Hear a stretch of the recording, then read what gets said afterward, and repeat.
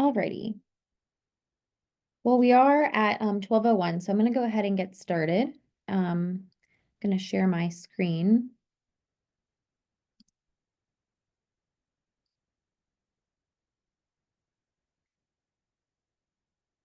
Okay. Thank you, everybody, for joining for this month's Mid-Atlantic Planning Collaboration webinar, Affordable Housing in the Mid-Atlantic. I am super pleased to have such a great representation of all of the states in the Mid-Atlantic, and each speaker will introduce themselves as we go. And I know Andrew has a few opening remarks, but I did just want to provide some CM information. So this is certified for 1.5 CM AICP credits.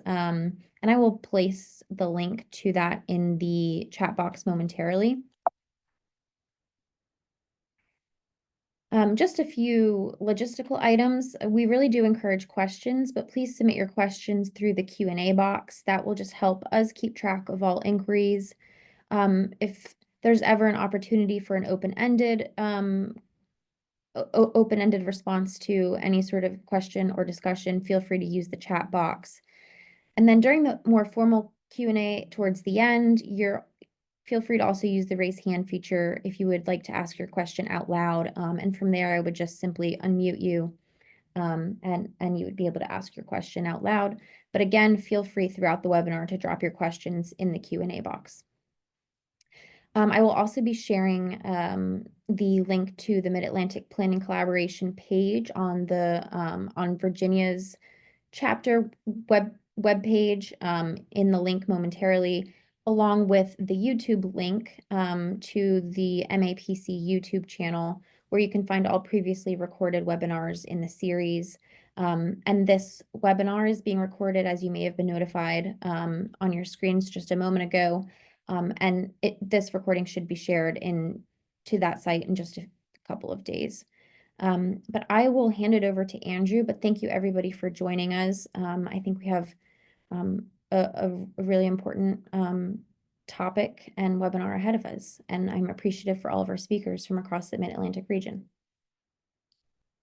Thanks, Jillian. My name is Andrew Hopewell. I'm the president of the Virginia chapter, and we are a proud participant in the Mid-Atlantic Planning Collaboration. For those who may not be familiar, this is a group of a number of American Planning Association chapters and affiliated planning organizations across the Mid-Atlantic that we've banded together to share information and resources with one another and provide opportunities for cross-jurisdictional, sort of cross-state planning insights. So with that in mind, we want to do a couple of just quick polls just to get a better sense of who our audience is today. So Jillian's going to put it up there. Jillian, if you wouldn't mind putting that first poll up for us just to see who we have with us today. Sure thing. Give me one moment. Sorry. So while you're doing that, I'll just give a brief overview. The Mid-Atlantic Planning Collaboration, and there you can see your first polls up. So we'd appreciate you letting us know where you're joining us from. But the Mid-Atlantic Planning Collaboration, as we said, looks to tackle topics that are of interest to the whole region. And so we've focused on various sustainability initiatives in past years. This year, we wanted to provide a focus on affordable housing and what efforts may be taking place across the various states in the Mid-Atlantic. So we asked representatives from each of our APA component members to prepare just a couple of minutes talking about some aspect of affordable housing that's taking place in that state. Okay, terrific. Looks like we've got a majority of Virginia attendees today, but a good healthy representation from Maryland, from Delaware, West Virginia. So we've got good representation from everywhere. That's terrific. And Jillian, you want to pull up our second poll for us quickly?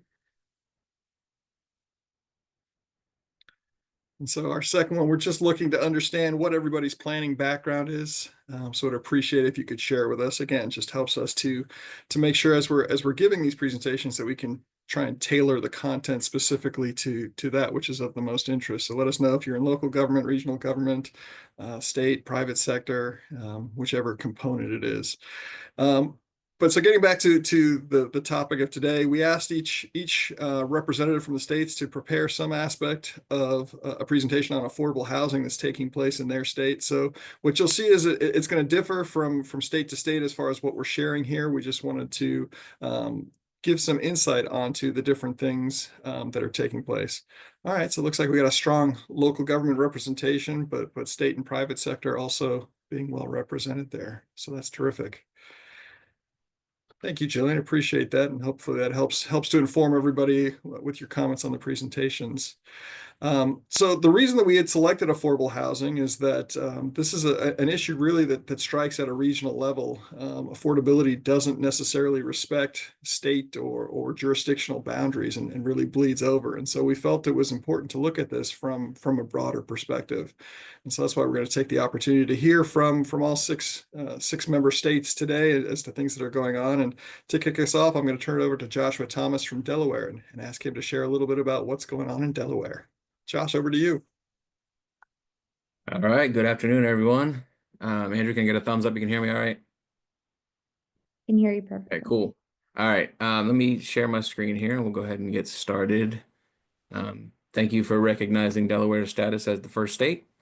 No, it just so happens that we're alphabetically first. So, all right, looks like sharing is enabled. I'll go ahead and get started.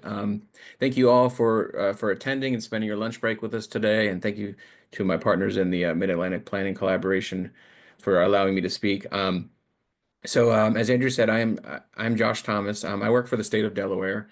I work for the Office of State Planning Coordination within the Office of Management and Budget, a lot of acronyms there. And today I'm representing the Delaware chapter of APA. I am a past president of the chapter and currently still serving on the executive committee and chair of our advocacy committee. And I'm happy to participate in this collaboration and share ideas. So as Andrew mentioned, we're really just going to be going over kind of the state of housing policy discussions that are happening in Delaware. And a lot of us have to talk today, so I'm gonna try to go fast. And of course, you can we can revisit anything during Q&A. So here's a brief overview of what I'm going to be talking about today. And as many of you know, the last 2 to 3 years especially, there's been a greater awareness, recognition of housing issues, and Delaware is in the same situation. Housing issues have definitely gained traction over the last couple years. So today I'm really just going to hit on kind of the focus that Delaware lawmakers and local officials are taking, trying to find a balance between carrot and stick approaches, and really looking at how we can kind of spur some affordable housing production across the whole spectrum, not just on the lowest income side. And recognizing that really the policies at the local level are some of the strongest ones we need to look at, revising so we can enable this production. And we'll talk a little bit about some legislation, what Delaware APA is doing, and what we see right now in 2025, kind of the current state of things. So I'll start out by saying that, with my role with state government, I guess about 3 years ago, there was a lot of discussions during the preparation of the annual state planning report. And just a quick background on that, Delaware has a cabinet committee on state planning issues that has some planning oversight. And they deliver an annual report on state planning issues to the governor and General Assembly each year.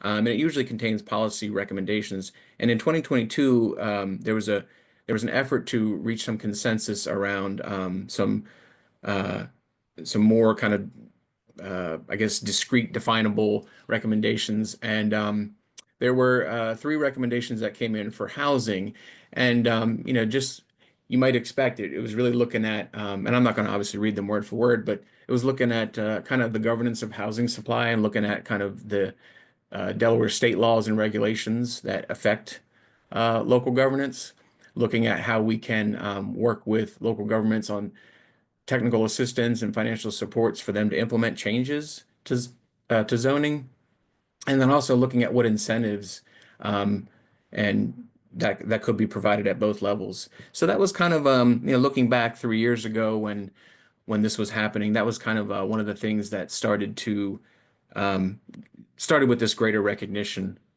of housing issues. So last year concluded the 152nd Delaware General Assembly, and as you can see on the slide, we have 2-year sessions that run from January to June. So if a bill is introduced in the first part of the session, it could still pass in the second year of the session. So at the end of the 152nd General Assembly, which concluded in June of 24, we actually had 8 housing bills passed. There were 11 bills under consideration. 8 of them passed. And obviously, I don't have time today to go through them all, but the slides will be provided, and there's actually links to all of them. Now, uh, you can see the one I have kind of highlighted there at the bottom. I'm going to go through that in more detail. But another notable one was actually the one at the top, which is the workforce housing program. Now, as I understand it, there is proposed funding in the budget, but that program, the details of that program are still being worked out. But in a nutshell, it is a rebate program for developers who build housing that meets certain affordability thresholds. So, and of course, devil's in the details there. But that is a pretty exciting one, pretty impactful one. The For the most part, the other bills, a lot of them are really kind of just trying to make sure that we don't lose any ground, minor corrections, minor programmatic changes. But the eighth one on the list, the Affordable Production Housing Task Force, that was House Bill 442. I do want to talk about that one in detail because that is actually what is essentially bringing together our lawmakers to figure out what the next steps are. And the goal of that one was to make recommendations on how state and local governments can come together to increase the supply of affordable housing, really just supply across the income spectrum. And that is, I'm happy to say that is a big focus of the state lately. Is we've been successful, and DEAPA has been successful too, in saying that it's not just on the lowest income range that we need to be worried about. If we have supply across the spectrum, that relieves pressure at all levels. And there's a link there. We can put it in the chat too if anybody would like to read more about it. There's 20 members of the task force, and there's 5 subcommittees that are listed there. And where we are right now with the task force is that the subcommittees have been meeting throughout the fall and winter, and they are currently working on, I believe they each have maybe one more meeting over the next couple months, and then they are going to be finalizing recommendations that will be proposed back to the full task force. So another issue that now specifically speaking about our chapter, we had a lot of success recently with the Delaware Housing Supply Accelerator, and that was all these conversations and the bills that were passed, and all the conversations we're having the last couple of years. Well, of course, if you follow along with APA National, they partnered with the National League of Cities to publish the Housing Supply Accelerator Playbook. In 20, so. In the middle of last year, we worked with the City Management Association of Delaware in coordination with APA National to say, we really want to do this at the local level because it's not a one-size-fits-all approach. So we formed the Delaware Housing Supply Accelerator. Using the national effort as a guide, it was a really successful effort where we met over a series of about 6 months with, I'm not going to read them all, but you can see on the screen, we met with some state legislators, we met with realtors, the Association of Home Builders, State Housing Authority. We met with the league and some nonprofits. And, of course, probably the most important thing we did was meet with county planning staff.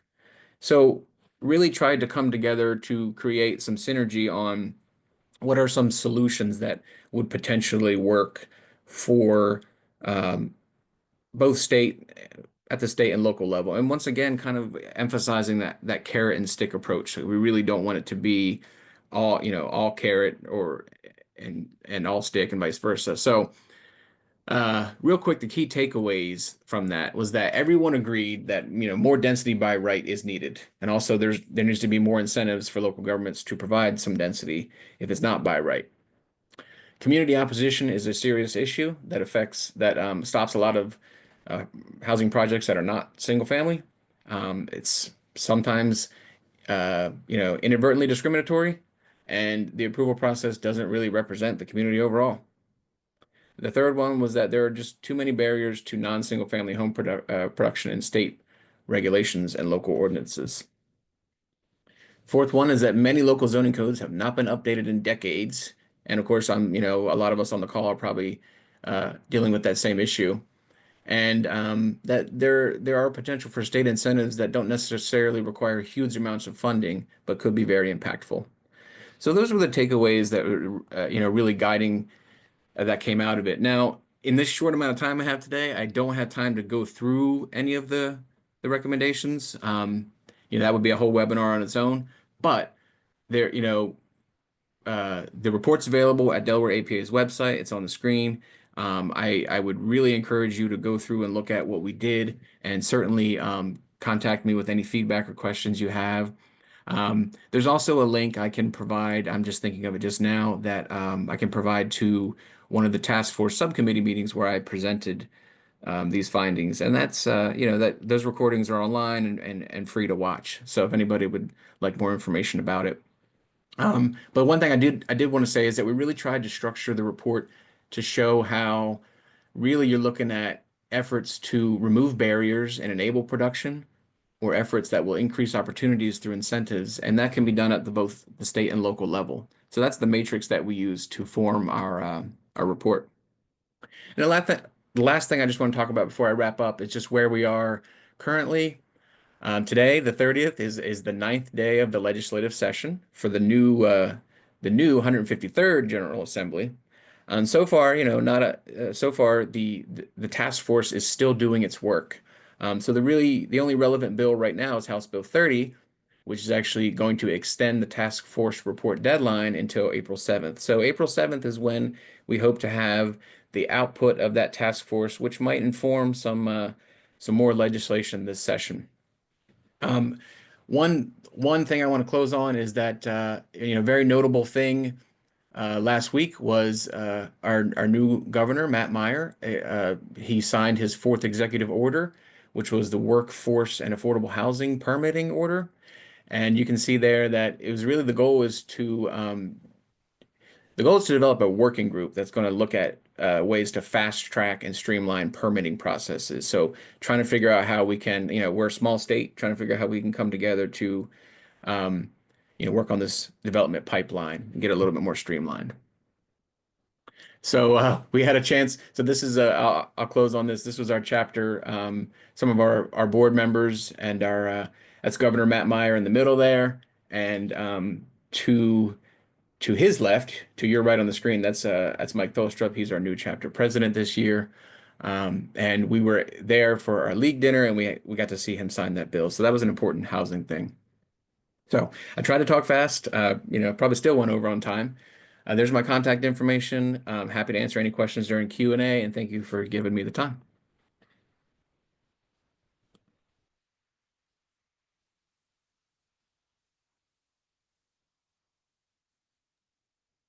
Thanks, Josh. We're going to jump from Delaware over to Maryland, and Joseph Griffiths and Carter Reitman going to be giving us some guidance there.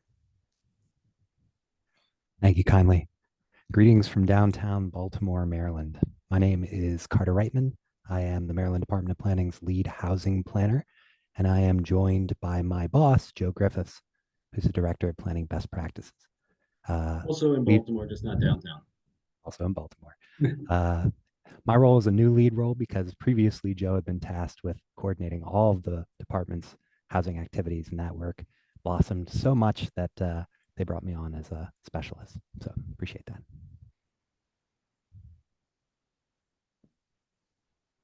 So all of the nation is in a housing affordability crisis, and Maryland is no different. About a third of Maryland households have a housing cost burden greater than 30% of their incomes, and over half of our renters are paying more than 30% of their incomes.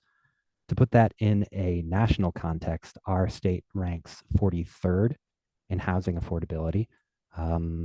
It's bad also even in a local context. Every state with which we share a border, many of you are on this call, ranks higher in housing affordability. Virginia ranks 37th, Delaware is 35, and Pennsylvania is 25. The consequences of this are really severe. Maryland, like most other states, has a rapidly rising population of people experiencing homelessness. Our state also has relatively high wages, but those wages have not kept up with rent. And we know when we look across the nation, homelessness is a result of wages being insufficient to meet the cost of housing. Maryland is sadly a perfect example of that.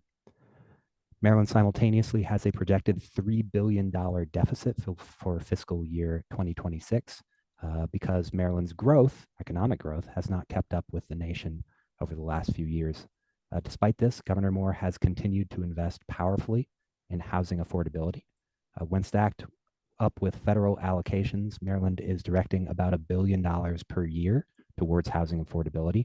But even with that historic investment, it's just not enough to keep up with the demand for more affordable units and more units generally. The Baltimore and Washington, D.C. regions alone need nearly 150,000 more units to support Maryland's job growth. And the economic consequences of that are quite severe. Currently, Maryland has only 33 workers for every 100 job openings. Simultaneously, Baltimore City is experiencing a vacancy crisis with over 12,000 uninhabitable abandoned properties, mostly row homes. You all have probably made the right connections in your head already, but I'll just say it out loud. Maryland's economy is stagnating because workers can't afford to live here, and workers can't afford to live here because we have underproduced housing units. In Baltimore, we have underpreserved housing units. All of this is really troubling, but we have big plans to meet the moment. So I'll now turn it over to my colleague, Joe Griffiths, who will describe the work we've done thus far to address that housing crisis. Thank you, Carter. So yeah, I'm going to look over the past 5-6 years on what I've worked on in partnership, always in partnership with the Maryland Department of Housing Community Development and local planners throughout the state. So, as a state agency, our work naturally flows from the requirements and expectations of state legislation.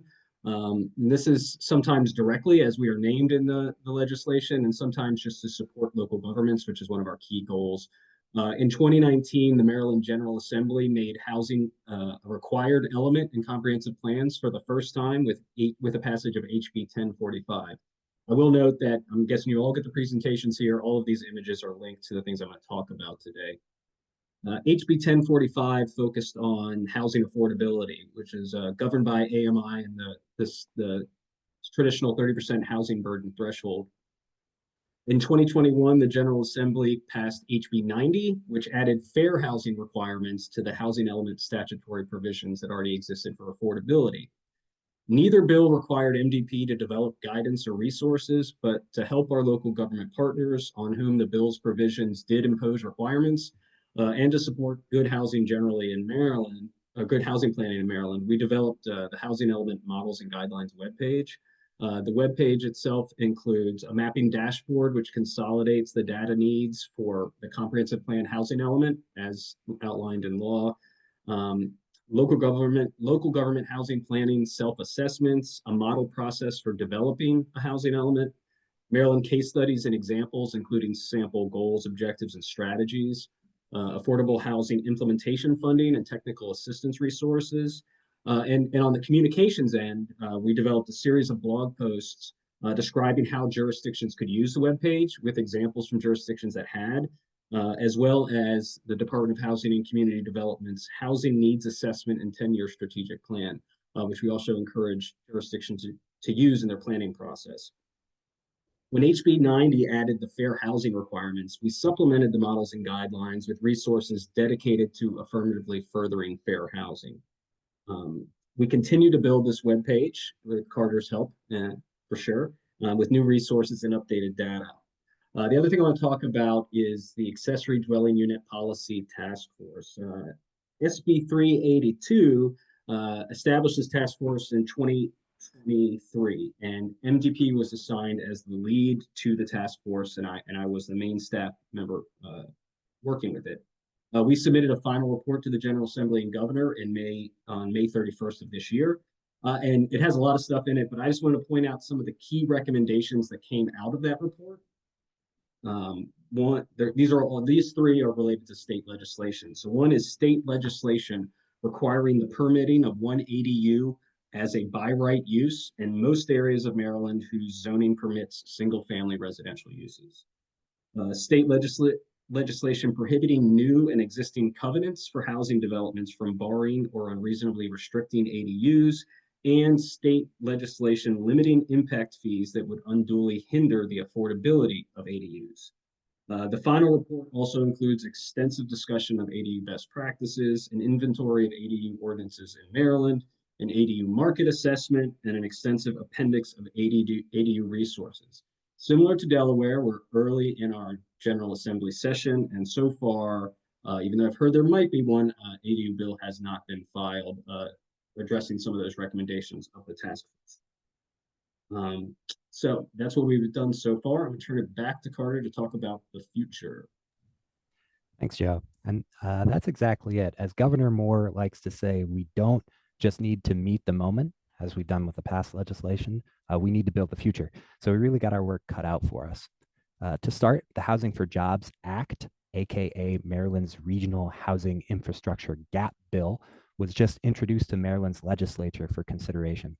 This is a complicated bill, and I would encourage you to take a look at it. But in a nutshell, it would require Maryland to identify the total number of jobs in the state, subdivided into geographic regions, and then identify how many housing units would we need for those workers to live in Maryland. And for those regions with insufficient housing units to meet the need, we call that a housing infrastructure gap. The bill mandates that local jurisdictions cannot deny housing developments in those regions with a housing infrastructure gap without a very compelling objective justification. MDP is also assisting Maryland's Department of Housing with implementation of Maryland's 2024 housing legislation, most particularly the Housing Expansion and Affordability Act, which identifies particular housing development projects that receive a density bonus over and above what local zoning allows. Our office will assist Maryland's localities with the ins and outs of implementation. In order to address Baltimore's vacancy crisis, Governor Moore launched Reinvest Baltimore last year. We have been charged with remediation of at least 5,000 vacants over the next 5 years, for which Maryland is investing $50 million year over year. That said, we know that the total price tag to fully address Baltimore vacants would be in the ballpark of $7 billion.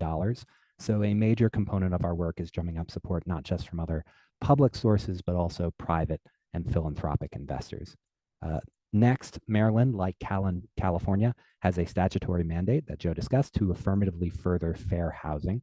Our localities must assess in their comprehensive plans the current status of fair housing and impediments to fair housing. As Joe mentioned, that mandate is a few years old now, but MDP is continuing to develop guidelines for how best to do that. And then finally, we are very excited that Maryland received a $7 million pro-housing grant from HUD. The state will use the funds to develop, complete a statewide analysis of impediments, develop a zoning restrictiveness mapping tool, create a series of model pro-housing ordinances, and develop a zoning reform funding source for priority jurisdictions. That is, assuming that the money actually comes through, of course. That work is really just beginning, but we are stoked. I'll now turn it over to Mr. Young down in North Carolina. Hello, good afternoon. Pat Young, Planning and Development Director for the City of Raleigh here in North Carolina. I'll pull up my slides here in a moment. Bear with me while I do that. All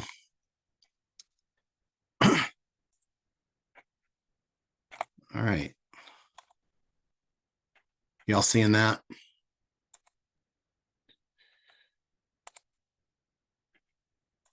Yes. Yep, that looks great.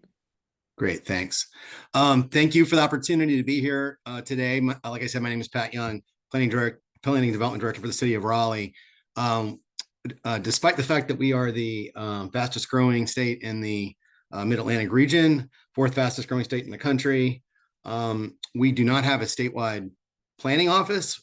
we do have limited planning requirements for our coastal area, 20 counties down there. And the state law does require that there be a comprehensive plan if you're going to have zoning, but really that's about it, right? So most of the activity to address the very significant and increasing issue of housing supply and affordability is being done at the local level. So I'm going to spend just a few minutes talking about what we've done here in Raleigh. I will mention that I am working on a task force similar to what it sounds like our colleagues in Delaware and Maryland have done with our state chapter to work with the General Assembly and other partners to see if there are ways forward for some statewide approaches. But in the meantime, really our toolbox is limited to subsidy, right? So federal, state, and local funds, nonprofit funds to support affordable housing, and supply, right? So we've really focused on the supply side. You all are all familiar with what zoning reform is. It's really the idea of allowing more housing supply in more places to make housing more affordable and more available, manage the upward pressure on prices over time. There has not been statewide zoning reform in North Carolina. There has been a number of bills passed without a lot of input from NC planners. So we're working hard to change that. And none of these have passed. So these were all kind of ideas and suggestions that the chapter is going to work closely with the General Assembly and other partners on trying to address going forward. But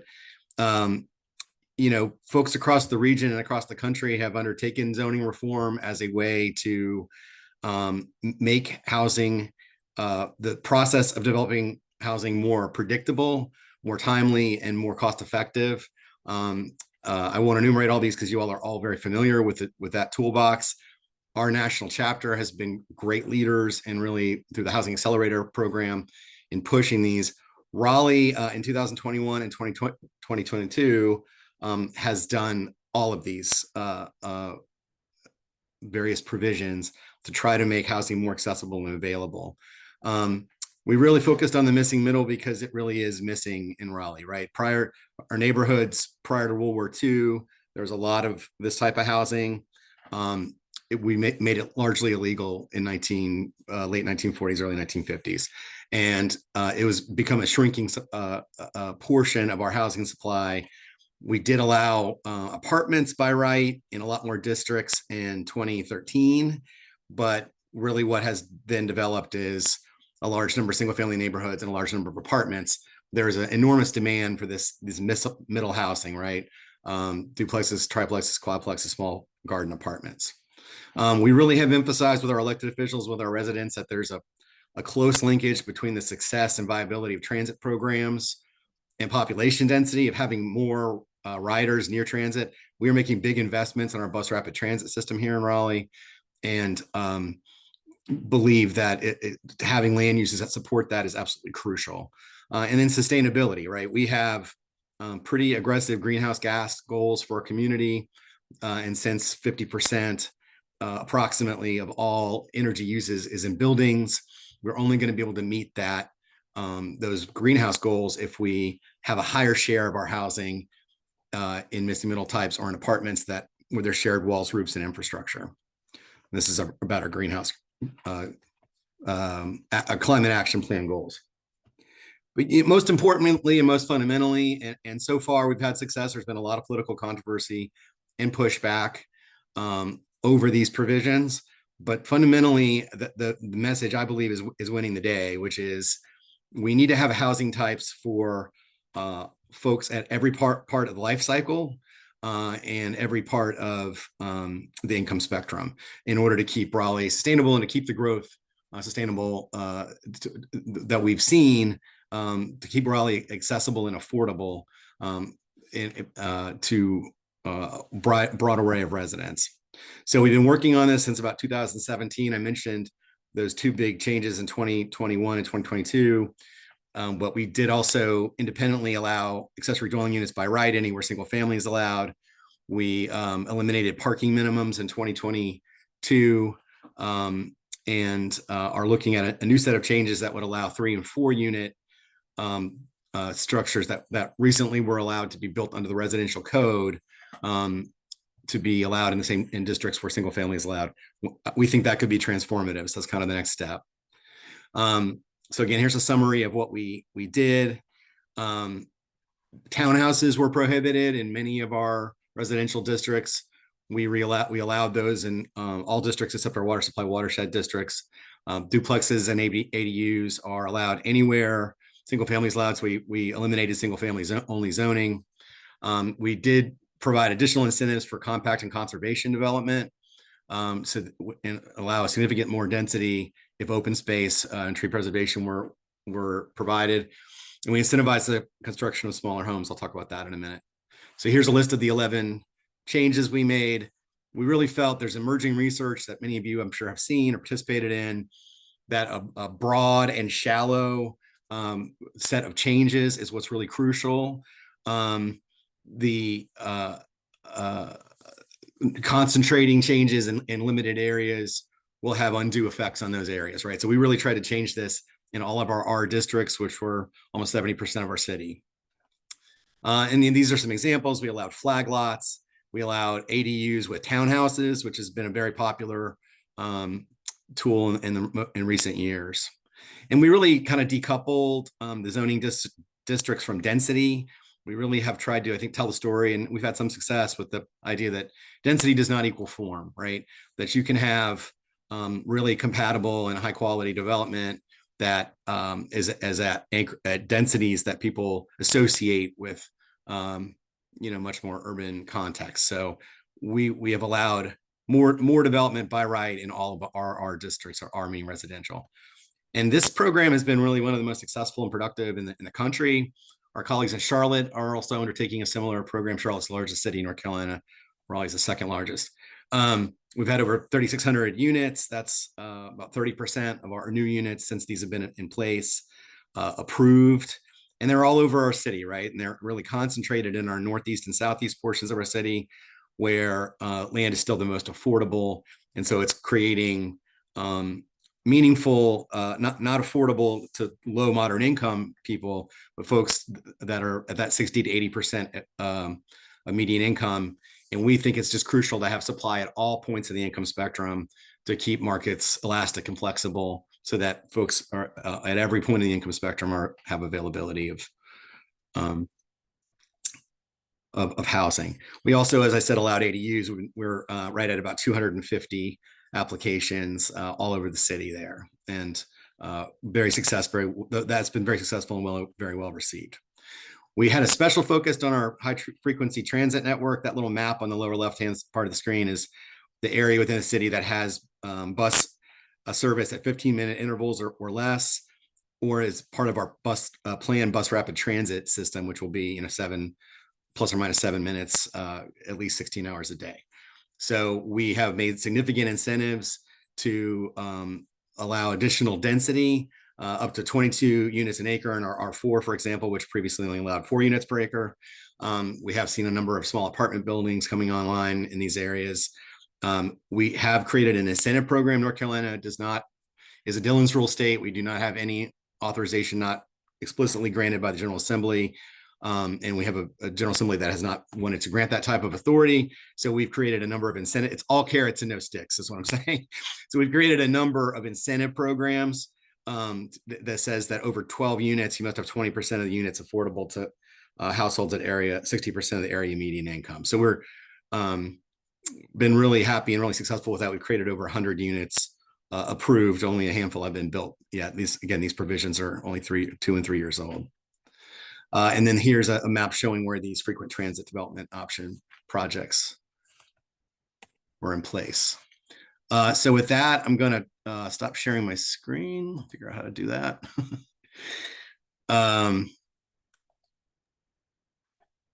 Yeah. There we go. So thank you. I'll be, Jillian has my contact information, and I'll share these slide deck. Would love to hear from any of you, and I'll be reaching out to several of you as we go down the path of looking at statewide reform here in Raleigh. I'm going to turn it over now to Leah Eppinger from Pennsylvania. Thanks, Patrick. Appreciate it. Hi, everyone. I guess I took a little bit of a different approach to this presentation to talk about some legislative goals in Pennsylvania. And I guess the reason I did that, and I will tell you that as I share my slides with everyone, is Pennsylvania, based on this presentation alone, is grossly behind from the rest of the states in the Mid-Atlantic. And I say that, one, because we are a home rule state that is very strictly governed by our local governments. And two, our state legislature has not really taken the biggest leaps of faith when it comes to housing to date. Now, I will say we are in the process of looking at goals for 2025 to see what changes we can make from a statewide perspective. And these are some examples that I'm going to talk about in a little bit more detail. So really the biggest thing we need to do is really get some data behind understanding the supply crisis and the solutions we can implement here in Pennsylvania. One of the big drivers for this sort of data collection and push towards legislation is the Pennsylvania Housing Choices Coalition. It is a group of non-traditional friends sitting at the table together having conversations, all with the goal of creating more housing. So it's been fun to actually have really successful conversations with me as a planner and the builders organization, who is traditionally very anti-planning regulations, has been really active in helping to create some great cohesion here in this realm. So we're really excited about the opportunity for 2025 to see some growth on a lot of the progress that was made in 2024. So this is a list of the things I'm going to go into more detail about. So obviously ADUs are huge. It provides that affordable housing, making really good opportunities for renters on a small lot. It supports aging in place. In Pennsylvania, we are traditionally one of the, I think we're the second or the third by age oldest state. And I think only to Florida these days. We have a lot of retirees that live here and they want to stay in their homes. So allowing people to do that is really important. Obviously, increasing inventory can be a really great option. In 2024, there was a bill that was put out in the Senate, Senate Bill 1126. And that bill was it was really big, and it provided a lot of sort of menu options of things that we wanted to focus on. In 2025, we're looking to sort of narrow that focus of that bill to really just focus on ADUs. We know that the Senate is interested in having this conversation. House Democrats are also in favor, and the Republican members of the Housing and Community Development Committee in the House, which introduced this bill earlier last year, are willing to move it forward for concurrence. So the fact that we have some bipartisan support on ADUs, while I see other states have been doing this for what feels like decades, but really is a big step for us here in Pennsylvania. So as we try to narrow this bill down, this is one that a lot of housers in the state are trying to keep an eye on. The other thing that is a ginormous barrier here in Pennsylvania is the municipal permitting. I will say there are 2,560 municipalities. Of that, there are 1,740 zoning ordinances and an additional, 1,200-ish saldos and a number of specific municipal permitting rules. So obviously you're seeing just a roadblock to development when you're trying to build cohesively across land that maybe in multiple municipalities, you have to fight this battle more than once. So there was the establishment of a permitting reform work group at the end of 2024. That support was driven by Republican support for the removal of barriers to development, which is a clear indication that there is movement on this. Obviously, we need the development to drive the increase of availability of housing, and industry groups that are in support, the PA Builders Association, PA Chamber, AIAPA, APAPA, we're all in agreement that this is really an opportunity for us and a tipping point to create some obvious reform. Now, obviously, there's going to be a lot of pushback from our local municipalities who do not want to lose their control over their systems, but it is a really, it will move the needle exponentially if we're able to be successful in this in this particular topic. I mean, we've talked about it in most, that multifamily and commercial corridors. Right now, again, because of the breadth of zoning ordinance, there's a lot of variety on what's established, what's allowed in those commercial corridors, what type of housing, if housing at all. So what we'd like to do is have the legislator create some clear standards across those zoning ordinances, which would help prevent some arbitrary local decisions or discriminatory zoning restrictions. We'd like to limit those zoning restrictions because a lot of times in commercial corridors, there's such high limits on what you can do with the land that it actually prices out or builds out the way that multifamily needs to sit. So if we can create standards by limiting restrictions, it will open up opportunities for us to build in commercial corridors, which traditionally are located in economic development locations where there's jobs, there's transportation, there's opportunities beyond just the 1 block radius that is traditional in more suburban areas. And finally, it promotes the opportunity for affordable housing. We can give, once that value and the number of units increases, it allows for more competition, allows us to continue to approach that affordability structure. One of the things that's really important here that's being discussed is making sure that there is a concurrency requirement to ensure that there is adequate infrastructure capacity in these locations, which is a big thing in more rural areas in Pennsylvania. We have commercial corridors, but there might not be water and sewer services available where we want to put some of these developments. So there is really focus on making sure the whole picture is being developed at the same time. So we've talked a lot about the missing middle in other states. Obviously, Pennsylvania is no exception. There were a couple bills that were put out last year that addressed some of these duplexes, triplexes, quadplexes, fourplexes. I don't even know the words we're using anymore.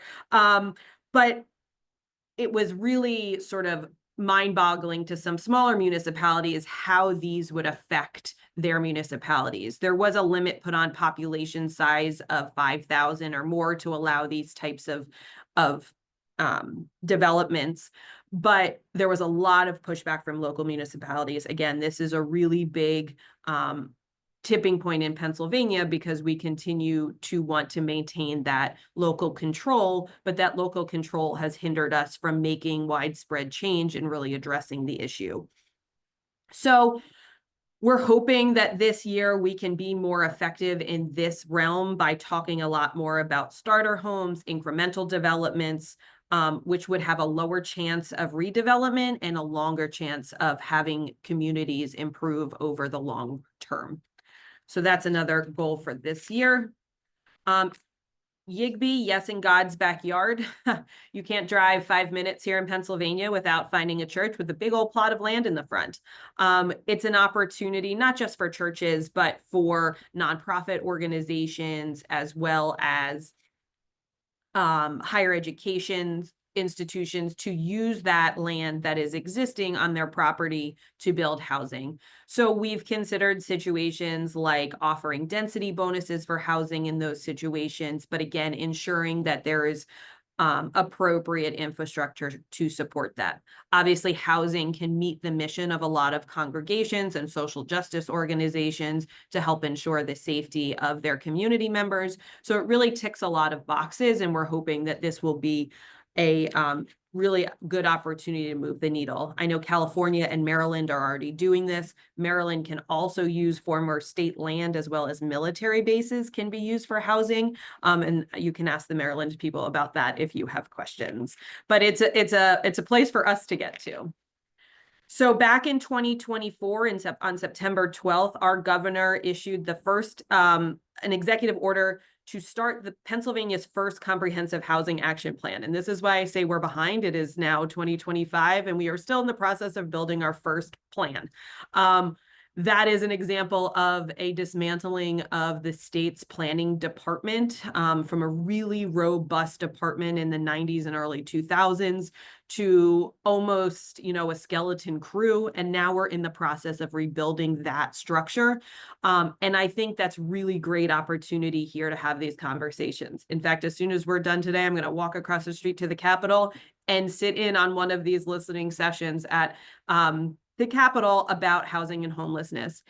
They are inviting really critical members of our communities who focus more on homelessness, others that focus on development, others that focus on federally funded housing. And we definitely have an opportunity here to represent the state and make some change. So there was a survey put out by the Department of Community and Economic Development that went out to all of Pennsylvania. I mean, it was blasted pretty much to anyone who wants to fill it out. It is still available. And if you would like the link, I'd be happy to share it with you.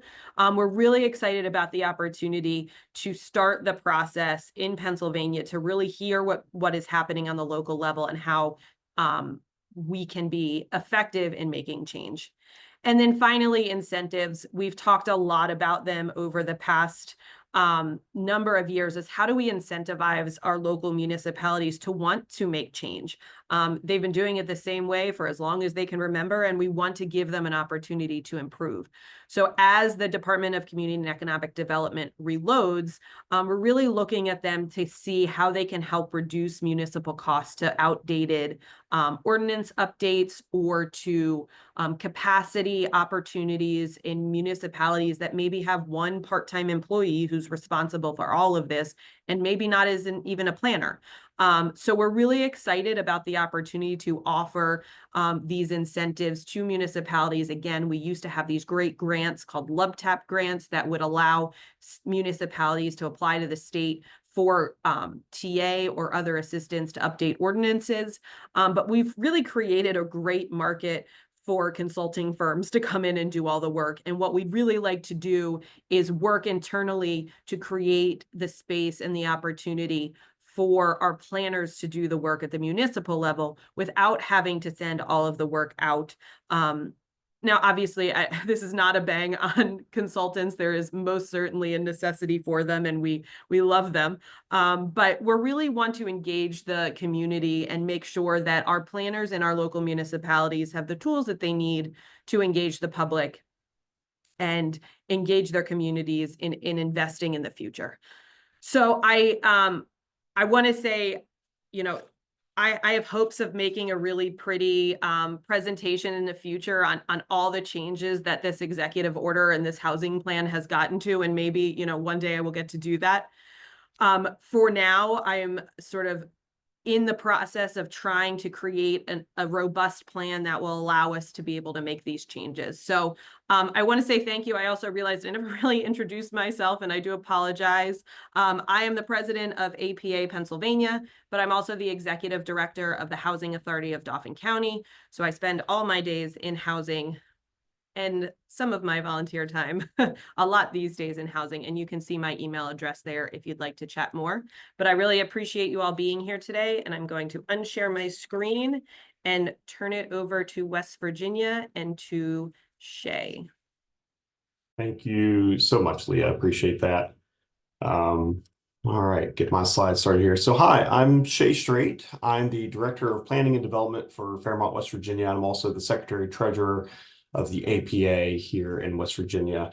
My presentation is going to be a little bit different in my discussion. Our local APA chapter is only in about its 4th or 5th year after being reformed. So we had a massive kind of leadership change, and we're a very small state, very small planning community, and we're getting our feet under us and really starting to get our momentum built up. So what I'm mostly going to be talking about is the existing issues that West Virginia is currently facing and how it looks different kind of all across the state. So real quick, I mean, we are a very rural state. I think most folks know that if you've ever driven through. And with that, so most of our population is concentrated in the border regions, particularly around DC, Pennsylvania, or in the Chemical Valley area down in like Kanawha County and so forth in the southern part of the state there. You can see that on this map, and most of the rest of our land is pretty undeveloped and so forth. We've had a shrinking population for a number of decades now in the majority of the states. So unlike most of the states, in the US, we have been shrinking, and that includes most of our urbanized areas, who often see between 40 and 60% population loss from their peak, typically in the 1960s. But with that, we still have massive housing issues, and a lot of those drastically shifted in and around the pandemic for our community. So if you do look at a lot of this information online and you go to research, you will see things like this that come up that shows you that West Virginia is one of the most affordable places to live in the United States. And with the caveat that is unless you're from West Virginia. So that's kind of a really interesting thing to look at. And so if you look at homes that are on the market and actually being sold, so things for sale, and I'll get to why that's an important data set for us versus median home prices. And then you look at the median income for West Virginians, we rank worst out of all the adjoining states. And I did leave Maryland out of the slide, didn't mean to, sorry, Maryland, for that.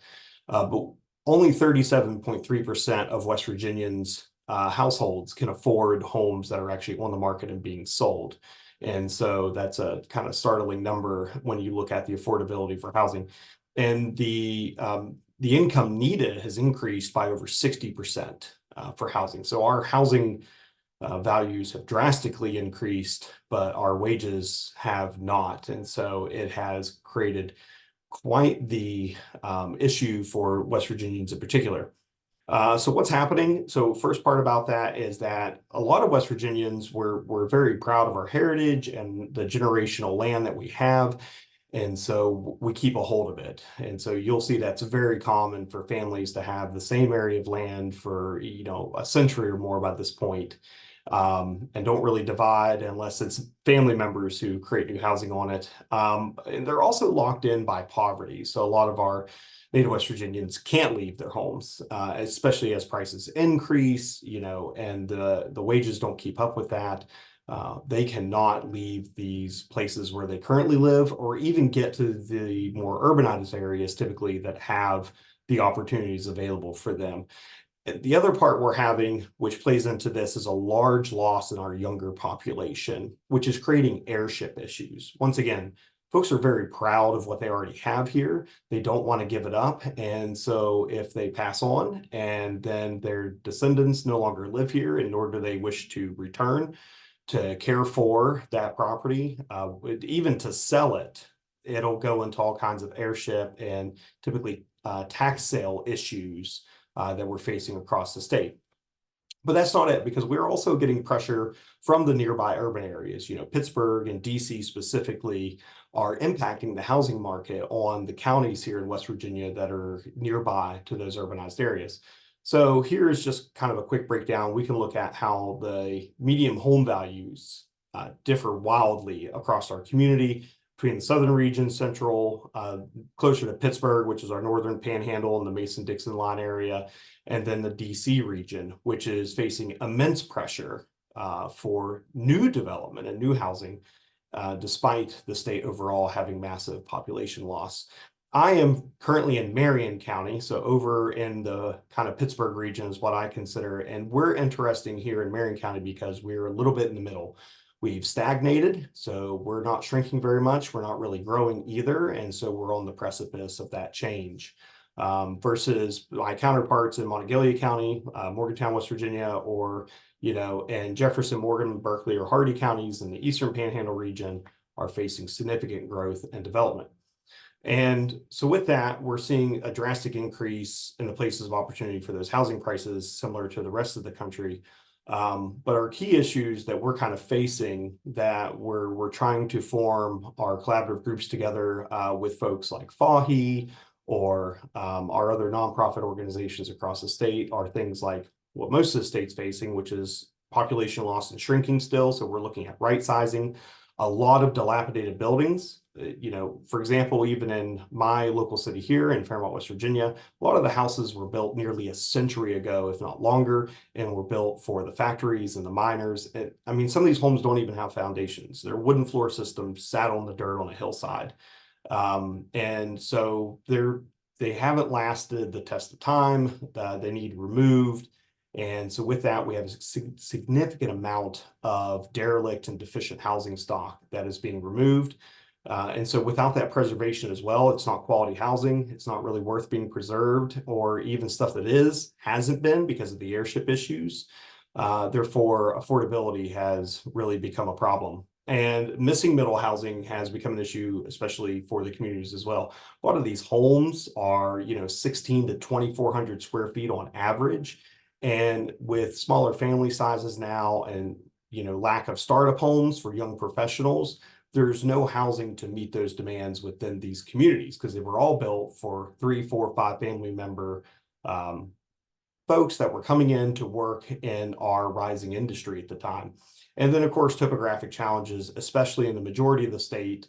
We are the mountain state, so the vast majority of the state is extremely topographically challenging. And with that comes infill development is often not desirable by developers. They don't want to try to figure out how to work with a 30 and 45% grade to build a new house, unlike the previous generations that we had here. There's also a lack of infrastructure and lack of maintenance on infrastructure and safety and quality housing. The floodplain is also a massive issue statewide, and regardless of growing or shrinking areas, because of the flash flooding issues that we have here in West Virginia, I've personally seen some communities nearly disappear overnight from these flash flooding incidents where they're building in the flatter river valley areas, and then we get these significant storm events. This can also be an issue even in the flatter areas, and the way the state legislature hasn't been favorable to cities or counties in being able to control the development regulations. And so kind of peeling that back and creating further issues to how we manage those flooding areas there. But with our growing areas, so if we look at the Eastern Panhandle or the Monongalia County in particular, short-term rental market is a huge issue for them, especially because of these large companies and temporary workforces coming in and using the existing housing stock. So the temporary versus permanent housing is a challenge, and the lack of land use regulations in these areas, because majority of the state does not have land use controls. Just culturally, it's not seen favorably by many West Virginians. So with that, developers don't feel confident coming into our communities and investing and developing these places because they're not sure what it's going to look like in the future, especially what may happen adjoining to the development that they've invested in. So with that, like as an example, I'd love to use Fairmont because we're kind of in the middle of all these things happening. We are just south of Monongalia County and only an hour and 20 minutes from Pittsburgh. And with that, like Fairmont, we've demolished 125 homes just over the last 7 years. And we've not seen a whole lot of investment in new homes yet, but we are seeing that change right now. We have a lot of developments in the pipeline. And I think that pressure is actually coming because of the unaffordability of Monongalia County. And so a lot of folks are coming down now here to start invest in new housing. And so with that, we're seeing our community shrink while we still have a deficit of housing units to fill that need. But like I said, there's a lot of preservation challenges, maintenance challenges in this. With that, we also look at the quality, accessibility issues with this. So a lot of these homes are, almost a century old. I think on average, they're 70 to 80 years old by this point in our community, and they're not good for aging in place. This is kind of the average home here in our community, so it is raised up. Even my own home is almost 12 feet from grade at the road, so I have a significant amount of stairs to go up to be able to even access my place of living, which is not great for our aging population or even smaller families and being able to do that. And you can even see in the photo here the lack of infrastructure investment. This is in our gridded area close to our main corridor commercial zones, and we have deficiencies in sidewalks and streets and stormwater management. With that too, we're also seeing a number of kind of other issues about reinvestments on these types of lots. Once again, because of these are more of the flat lots here. These are some of our best in the city, and it's still a challenge across these communities. So us here in West Virginia, we're just getting our feet on the ground and getting our partnerships together to come up hopefully with these statewide solutions that can address both the increased demand in our border areas, along with how we can preserve and create quality communities and the majority of the rest of the state where we are shrinking. And it's put a lot of pressure, especially on our housing market. So we're paying attention to you all, and we're seeing what's happening as well and figure out how we can kind of come up with these creative solutions here to hopefully drive investment that's both affordable and safe for our current residents and our future residents as well. So with that, I will turn it over to Andrew with Virginia. So Best Virginia over to Virginia now. And curious to see what you all have. Thank you, Shay. Appreciate it. It's interesting. We've got a lot of similarities and as well as differences across the regions. It's been fascinating to hear this as we hear about carrot versus stick approach and discussion in North Carolina, and as well as then the religious property implications in Pennsylvania. Looking at what I'm going to be talking about in the next couple of minutes, we'll see some of both or all of those coming into play. So what we've done here for the Virginia portion of the presentation is we've simply focused on legislation that's currently under contemplation by our General Assembly that's going on right now. So hopefully that'll be of interest at least to the large contingent of Virginia planners, particularly the local government planners that we have here. So Jillian, if you wouldn't mind moving on to the first slide, which is our first piece of legislation. Currently under consideration is House Bill 2149, which is the Zoning for Housing Production Pilot Program. And this is an example of that sort of carrot approach. It creates a zoning for housing production pilot program for certain eligible localities. It's an interesting mix of the localities that you see there, and I put in parentheses after them the populations just to show the variation, because when I first looked at it, I thought it was all large localities, either counties or cities, but then you have a couple of outliers there in terms of Manassas and Manassas Park in there as well. But essentially, to be eligible for grant funding here, and this is proposing to provide grants as that carrot, eligible localities have to change their zoning policies to allow for by right development, that with the goal of furthering the goal of creating and maintaining mixed income communities, affordable housing, and moderately priced housing. And for the affordable housing, they're using that definition of no greater than 30% of total household income for households earning 80% of the area median income. Where these become very interesting to me, and I think Shay touched on this with West Virginia, is how we're currently looking at our definition of area median income, where it's reflective of those who are living there who may though be ultimately working elsewhere. Likely, I jumped right into the presentation without formally introducing myself. I introduced myself as Andrew Hopel, the president of the Virginia chapter at the beginning, but during the day, I serve as the director of planning and community development for the town of Culpeper, which is a small town of about 20,000 on the outskirts of Northern Virginia. And we have a lot of folks who live here but work up in that Northern Virginia market. And so the incomes that are being received there are what's funding their homes here and driving our area median income values up, which makes it a little tricky for those who want to work here. So it's an interesting bill, it's an interesting approach, and again, with that carrot approach, one that we'll see where it goes and how this legislation proceeds. Jillian, if you move to the next slide, please. This is looking at that similar approach to Pennsylvania related to religious property with House Bill 2153, Faith and Housing, Comprehensive Plan Zoning. And so this is requiring localities to include in their comprehensive plans strategies to support affordable housing development by religious organizations. What it does is for those who look to actually adopt this and go further beyond the comprehensive plan and actually move it into ordinance. It allows the adoption of an ordinance, but that ordinance is required to include expedited processing, as well as may include zoning overlays with increased density, the waiving or reducing of fees, guaranteed review timelines, or at least a reduction of timeline. So they've extended this, and I think similar to the approach taken in Pennsylvania, not only to those religious organizations, but also for property tax exemption nonprofit organizations. So it is we'll see where this one ends up going. If we get the next slide, please, Jillian. House Bill 2293 is related to our subdivisions ordinances and plan reviews by designated agencies. Currently, Virginia State Code allows planning commissions to serve as the agent for approving plats and plans, as well as releasing bonds. And this would remove the ability to do that. I think some developers have complained that the timing of the gatherings of planning commissions on occasion will hinder the approval process. And so it requires that to be a staff person now, as opposed to being able to service that body.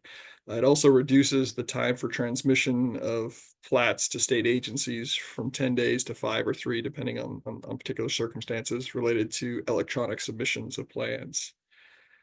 If we could move to the next bill, please, Jillian. This is related to House Bill 2533, County Cities and Towns Comprehensive Plan may include the use of accessory dwelling units, and it specifically identifies ADUs as a housing strategy that localities may be considering in their comprehensive plans related to affordable housing. So again, this is one of those that's anything that, as a Dillon rule state as opposed to a home rule state, anything that increases localities' abilities to come up with housing strategies and options, we see as a positive. If we could go to the next one, please, Jillian. House Bill 2641. This is an interesting one. This is where we're seeing a proposal for statewide housing targets and requiring localities to increase, in a goal to require localities to increase their total housing stock. And so this has the expectation that localities must increase their housing stock over the next 5 years by 7.5%. It provides a number of strategies that should be contemplated to accomplish this. And you can see the list there, either eliminating or reducing minimum lot sizes, increasing residential building heights, simplify permitting to reduce permitting time, modify the zoning to allow by right multifamily residential where previously only single family is permitted, allowing multifamily residential by right where offices and commercial is the primary use, upzoning land for residential development near transit and places of employment, implement plans for multifamily reuse of existing office parks and strip malls, eliminating residential off-street parking requirements or reduced by 25% at least, eliminate aesthetic, material, shape, or massing requirements for multifamily developments. And what it proposes to do is to create a state housing approval board that if after this 5-year period, a locality has failed to increase their housing stock by at least 75% and has potentially denied more than 25% of the housing applications that they've seen, this state housing board would have the authority to overturn local land use decisions to increase the supply of housing. So this is very much a stick approach to local governments to try and improve the provision of housing at the local level. If we go to the next slide, please, Jillian. House Bill 2660 is related to the timeframes of local approvals, subdivision ordinances. There's a perception that local government is a significant drag on the approval of housing because of delays in the approval process. And so this is looking to put reduced timeframes in for the review of plans, not only from the initial submission, but reducing it for the subsequent reviews as well. If we jump to the next slide, please, Jillian.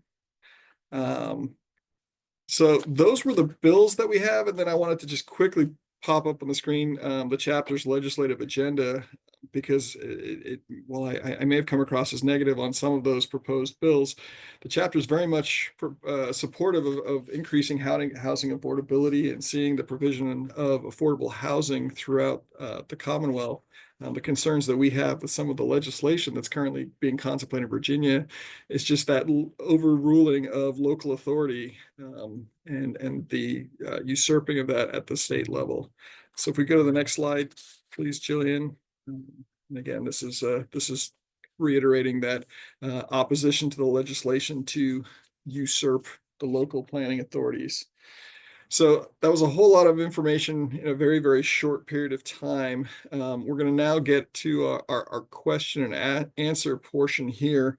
While we're doing that, we also would just love for folks in the chat to, as I stated at the beginning, we're looking to do this as a theme throughout the year for the Mid-Atlantic Planning Collaboration webinar series.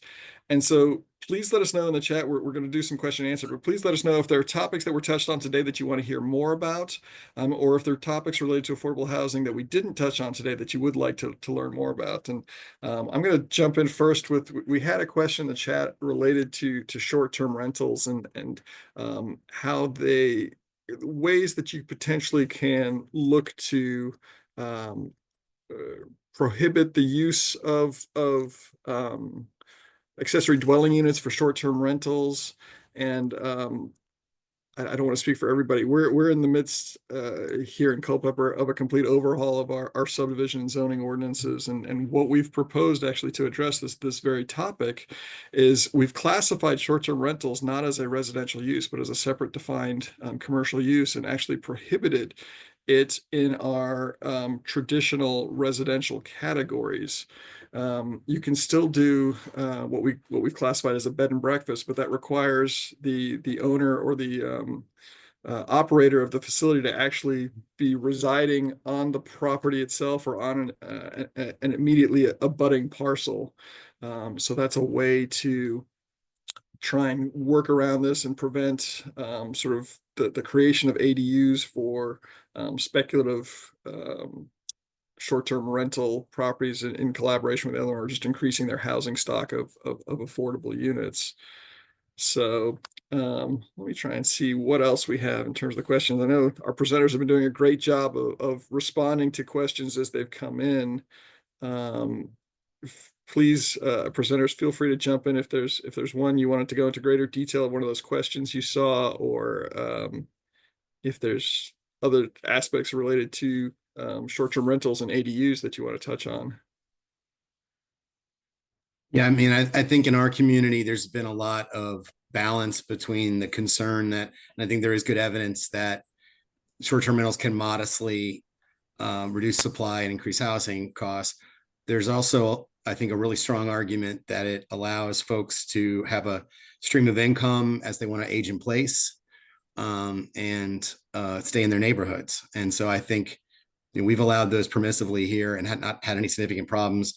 We are not a big tourist destination in Raleigh, unlike Asheville and Wilmington and other places in North Carolina. So I would encourage you to really look at all sides of this. The impacts on housing values, unless you're a very high tourist community, are really pretty modest.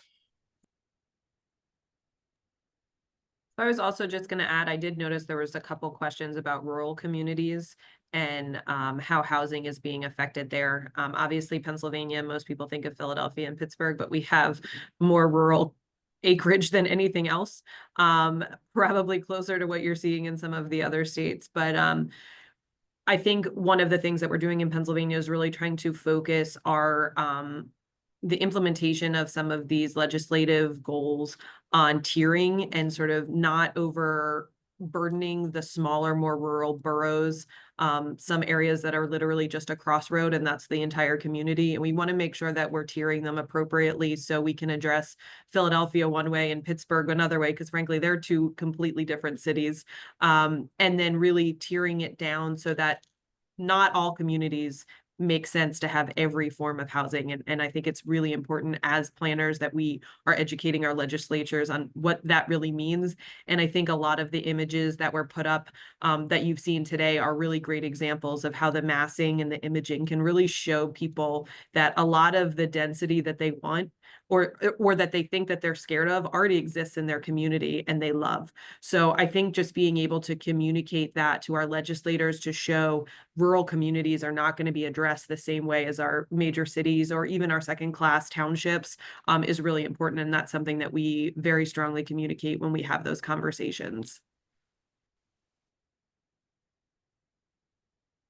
All right, so got a couple of questions in the Q&A here. We're going to start off with David's one for Josh from Delaware. Did the state report identify the challenges that it thought that it needs to be addressed? Addressing supply can mean different things. So just wondering if you could expound on that a little for us, Josh. Yeah, sure thing. So if we're talking about the Housing Supply Accelerator report, we specifically tried to be kind of lean and mean on that one and focus on solutions to the problem, recommended actions, mainly because all of the stakeholders in that process had already kind of documented, we felt like we've already documented the need in several ways. So specifically, one of the things is our Delaware State Housing Authority in 2023 recently did a update to the housing needs assessment. So they have tons of data about the need for housing, affordable housing in the state. Just and then all the local government comp plans, because we are Delaware does require that all municipalities do have a comprehensive plan, and they have to at least mention housing. So there's lots of documented need across the state in terms of the comp plans. And then all the organizations too, like the Home Builders Association, they have legislative priorities and so forth. So we felt the need was already documented, and we didn't want to bog down that process with focusing on that. Essentially looking at, okay, now that we know that this is a need, how are we going to solve the problem? Great, thanks, Josh. Next one, I'm not sure if this is for you or for Joe and Carter, but it's looking at with the barriers to housing production being more severe for multifamily housing, why is there a renewed focus on all income levels rather than prioritizing low-income households where the need is the greatest? Could take a first crack. I think it was the Joint Center for Housing Studies over at Harvard released an analysis recently in which they showed that affordability is an increasing challenge at all income levels, right? Not just low income households. Even high income households are dedicating more and more of their household income toward paying the rent, right? That same study showed that while it is true that the greatest number of households that are cost burdens, that is paying greater than 30% of their annual income on rent, at the low income levels, that's the greatest number, right? But the middle income households, their cost burden rate is actually accelerating fastest of all the households in the United States. So it's in Maryland, but across the United States, it's an increasing problem, and I think it's one that we're particularly interested in because there's an acknowledgement for those low income households that the market can't satisfy their needs, and so there needs to be subsidy. But traditionally, those middle income households have been their needs have been satisfied by the market, and that's increasingly not the case, right? And so a big concern, I think, broadly across the United States is whether or not more public subsidy needs to come in order to support those middle income households as well, which would be a huge political problem. Hey, yeah, and Carter, I'll add to that we've experienced the same thing in Delaware in terms of one of the things that I was enlightened on the last couple of years, learning more about housing than I ever thought I would, was the concept of down renting. So if the missing middle homeowners are being stressed and can't afford the home that they would typically get in their income range, they're essentially going after the lower priced homes, and it just pushes and stresses the system all the way down the income spectrum. So that's why I think really we've been focusing on the same message, that if we have greater supply of the missing middle, just more townhomes, more more duplexes, then essentially we are relieving that pressure for them to kind of go down in their home search, I guess. So that was something that I've been kind of carrying with me the last couple of years. Shay, I'm going to ask you to tackle the next one, which is the question about, let me see here, if there's any work on focus on rural areas without public transit and other facilities, where they're less walkable or lack of multimodal transit options. Yeah, so here, like in North Central West Virginia, where I'm located, we're working actually cross counties and nonprofit organizations on a number of initiatives. And part of that is with the Rail Trail Conservancy for the Parkersburg to Pittsburgh corridor that will connect all of our urbanized areas here along the I-79 corridor, all the way up into Pennsylvania into the Gap Trail. And that is because of part of our focus on our future tourism economy, but as well for just transportation and safe access to all of our job areas, school systems, because all of these little rural communities here in West Virginia are built along the railways where we were originally extracting the coal from and bringing it down rail cars. So most of those are now abandoned. There's only a few active rail lines left in a lot of these hills. So we're transforming a lot of that flat infrastructure into this immense opportunity for our communities.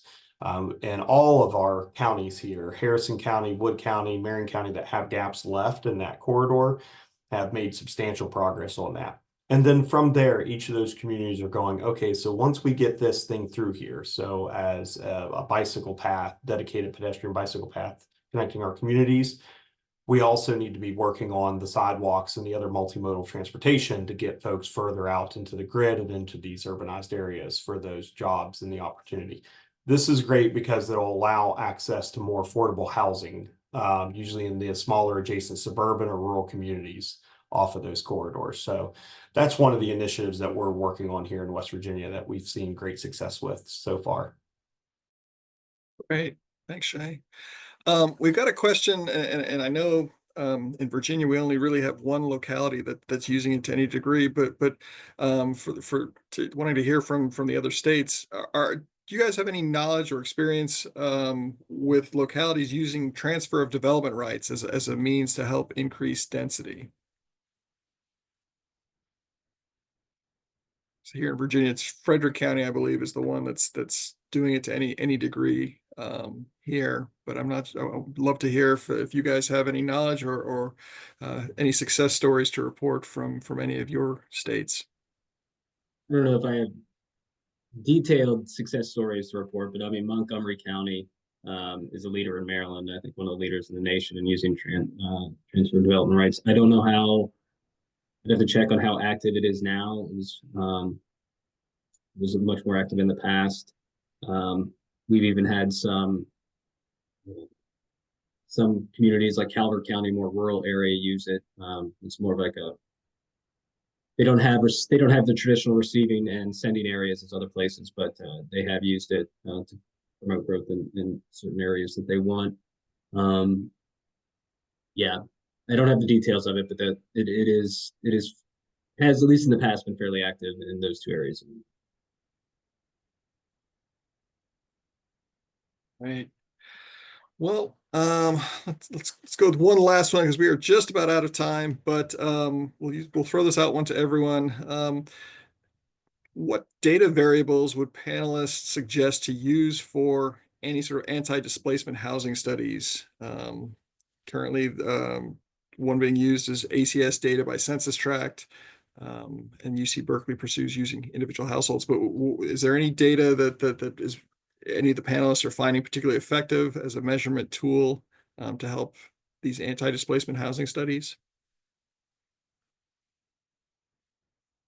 Or I guess how are you seeing it being measured within your state?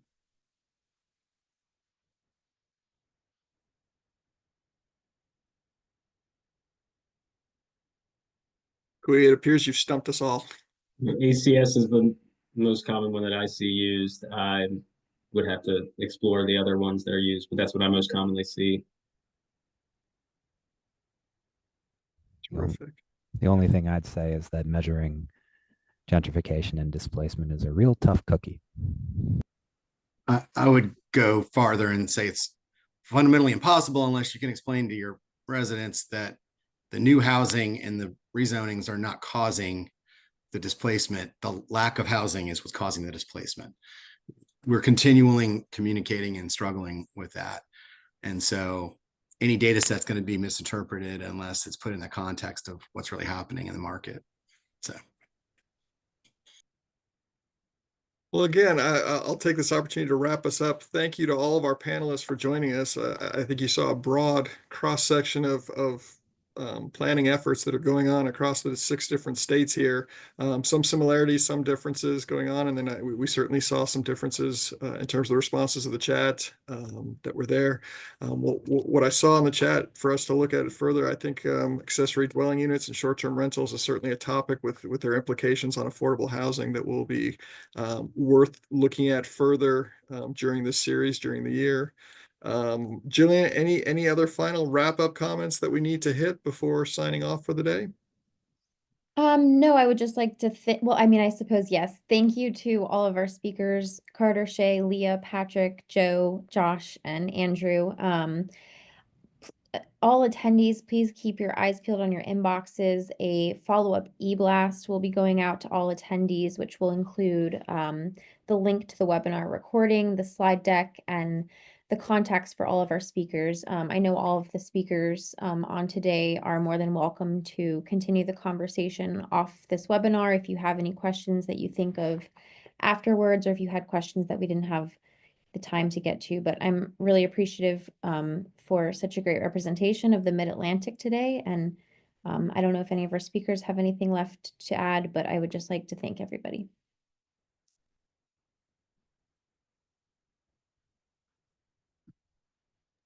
Enjoy the rest of your afternoon, everyone.